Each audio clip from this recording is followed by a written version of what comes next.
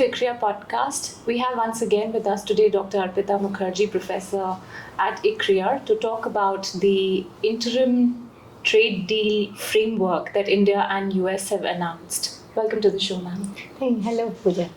Ma'am, what is this interim agreement framework that has been announced between by India and US jointly?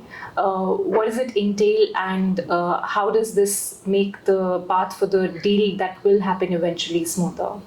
See, interim framework is something which sets the stage for a broader discussion of a trade agreement. In this, both sides decide to reduce, either they decide smaller amount of issues to be covered. In this particular case, tariff has been a big issue for the Americans, so they have covered tariff, rules of origin, they have covered digital trade. So some of the aspects of a broader trade agreement is covered in this interim deal, which is addressing the immediate issues that Indian face in exports to the US, be it the moratorium or be it the the high tariffs of 50%, and leaving aside other things to be discussed later in the bigger deal, which can cover trade facilitation issues, which can cover services, which can cover investment and the others. So in the immediate term, ma'am, how will trade between India and US change? What happens to the 50% tariff rate that was applied by the US on Indian exports? The way the agreement looks like is that in both sides will bring down the tariff almost immediately on each other. So exact tariff lines are not given in the joint statement. It is just like the announcement, like the European side did an announcement and Indian side did. This is a little different because it is both sides are doing a joint announcement. So it has marked the product in which tariff will be reduced. We know that the average tariff now in the US will be 18%. So in some product the tariff was earlier 0 or 3% or maybe 5%. So now the average is going to be 18% from 50%, where everything went to 50%. Now there are certain products where the tariff did not go to 50%. For example, some pharma products in the US. Now they are also included in the deal. So the deal will have some zero products, some products with high tariff. So after you get the actual tariff lines by the product category, we will have a good idea about where the tariff stands. It also does not clearly say what is the tariff that India is offering to the US. It is very silent on it. Is it lower than 18%? Is it 0%? That is something we need to see. There may be certain product categories where India may have kept certain tariff line but opened the others. So that is where we need to have a deep dive once the data is available. Ma'am, this deal has been in the works for a long time, and especially in the last few months, India's concerns over items such as agriculture, etc., India's red lines were sort of delaying and prolonging the negotiations. What is it looking like in the deal now? Have those red lines been respected? See, for a long time, India has been one of the largest global producers and exporter of agricultural products. Somewhere we treat it as sensitive for export angle, and we always talk about small farmers. We have got along with this for a long time. We will no longer be able to be one of the world's largest agricultural exporter and keeping a very, very defensive position. We have to be aggressive agricultural negotiator to seek our market access.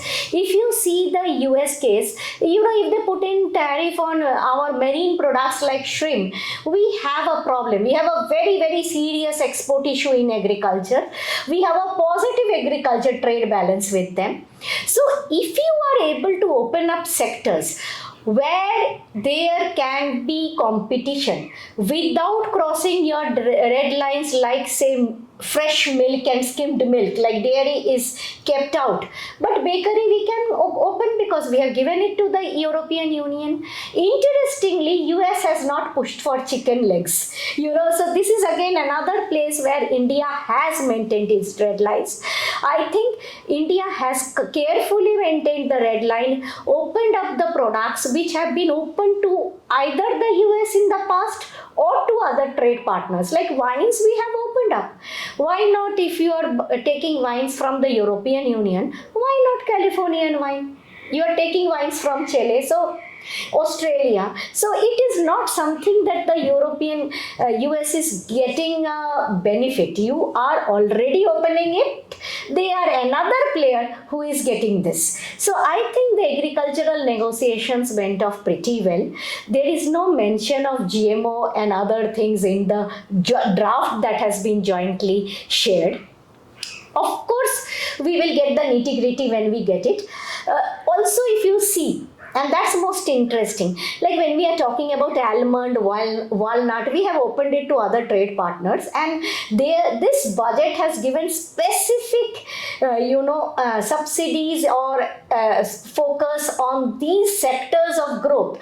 So now it is important for these sectors to become competitive, and the market is too large, our domestic production is little, competition can be across all the importing countries, so I don't think it is a problem.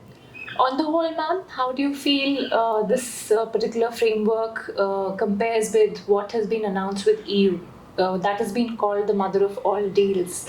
So how does this stand in front of that deal? This is a mini deal compared to the breadth and coverage of the European Union deal. So, I think mother of all deal can only be analyzed when the mother is out in public domain. Now we don't know what the mother has to offer, what this deal has to be offered, and we also have to analyze it with the UK deal. And probably when Australia signs and it has a MFN clause and what it gets, so then all the deals have to be worked together to see which one is actually the best deal. In the meantime, some of the things of this deal that is good is that both sides, if they have to impose a barrier, they have to discuss. So there is a forum for discussion and consultation before a measure is taken. And this is very important at the current thing. Secondly, the deal comes up with a lot of things that are related to future, 5 years, investment in 5 years, taking into account that the current US regime is running its second year. So, the deal is talking about a long-term trade engagement and partnership, taking into account the interest of the business and farmers on both sides. And I think a strong technology agreement, if it is part of this deal, is indeed benefiting both sides a lot. There has been some commentary, ma'am, on one of the clauses in the deal, which is that India intends to import $500 billion worth of imports, aircraft, etc., over the next 5 years. Are those concerns valid? Are you also concerned, as other economists are? See, there are two things. One is that we are offering them parts and raw materials like aluminum and other things for manufacturing, and then we have already made certain promises of aircraft imports. You may remember that when the Boeings were sent back by China, already Tata made promise that it will import. So there are some import promises already justified, and if you are importing aircrafts and if you are importing defense, this is not a very big number. And of course, energy, I don't think the energy will be the core component of it, but defense and aircrafts, they are big deals. Secondly, intent is always a good thing. It is the other definition of endeavor to do, which India loves to use. So it's another way of saying, but it doesn't say India should import. So in legal languages, the words are very important, and in this case, a good intention has been shown by India. I would not read too much on a good intention rather than something which says should do. Also, ma'am, I noticed that the deal seems protected against any political volatility, which we have seen in recent past, at least on the US side, because any changes will require for both sides to sit down and discuss. Yes, the deal is well drafted in terms of that both sides will discuss, and somewhere there has to be some kind of a business certainty. Now, even for the US business, even if they know that this 18% is there and suddenly the 18 becomes 50, it is equal problem for them than that is for us. So both sides business will need a stability which can be ensured at a political level when the both sides discuss and then impose any restriction barriers. And this should be true for India and the US. And at this stage, what the businesses need in both countries is actually a stable and predictable operating environment. And ma'am, before we started recording, you said something very interesting. You said that the deal seems WTO compliant. If the deal, see, basically there is a lot of question whether the deal will be WTO compliant or not. If the deal goes through the internal processes of the US, which is a time consuming affair, and comes out of being an executive order of the president to a mini deal status actually, and then it is talking about a bigger agreement, and if we go for a bigger agreement, the agreement then gets the blessings of the WTO like any other agreement. So whether WTO stays or not, whether America has a blessing, whether America agrees on the WTO framework, and that is very important because so far it hasn't agreed with the Japan and the Vietnam. They also need to redo their deals. But at this stage, there is a possibility that they will internally try to bring some of the good deals that they have into a structured framework so that American businesses have a continuity. So ma'am, to sum up in the end, you seem quite happy about the deal, am I right? At the end, I'm very happy about the deal because when we were doing the surveys, the industry was getting really worried about this quarter and their businesses and how they would be surviving because America is a big export market for them. We have trade complementarity.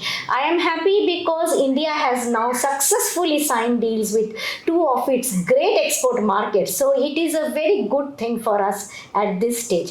And also I am happy because with this deal, India has carefully balanced Russia and the US. If you look at the entire process, Russia is not mentioned in the joint statement. Thank you so much.